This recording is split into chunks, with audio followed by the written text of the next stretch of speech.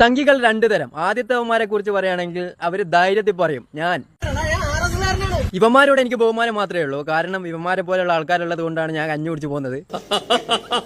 ഈ രണ്ടാമത്തെ സംഘികളെ കുറിച്ച് പറയുകയാണെങ്കിൽ ഇവന്മാരെ തിരിച്ചറിയാൻ പറ്റൂല. ഉദാഹരണത്തിന് KPCC പ്രസിഡന്റ് സുധാകരൻ. ആള് മനസ്സുകൊണ്ട് സംഖ്യയാണ്. പക്ഷെ എന്തുകൊണ്ടാണ് ഞാൻ സംഖ്യയല്ല എന്ന് പറയുന്നതെന്ന് നിങ്ങൾക്കറിയോ? കേരളത്തിൽ BJP ആണെന്ന് പറഞ്ഞ അനുസരിച്ച് ഒരു പഞ്ചായത്ത് നിന്ന് പോലും ജയിച്ചു കയറാൻ പറ്റൂല എന്നുള്ള ഉറപ്പുള്ളത് കൊണ്ടാണ്.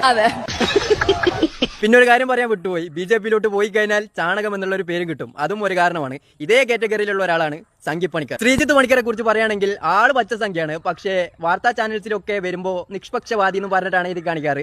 ഇത് ഞാൻ ഇന്ന് തെളിയിക്കും, ഇവന് സംഖ്യയാണെന്ന് ഞാൻ ഇന്ന് തെളിയിക്കും. അപ്പോൾ നമുക്ക് എന്തായാലും വീഡിയോ പ്ലേ ചെയ്യാം. First video. ഞാൻ BJP ആണ് എന്ന് പറഞ്ഞു.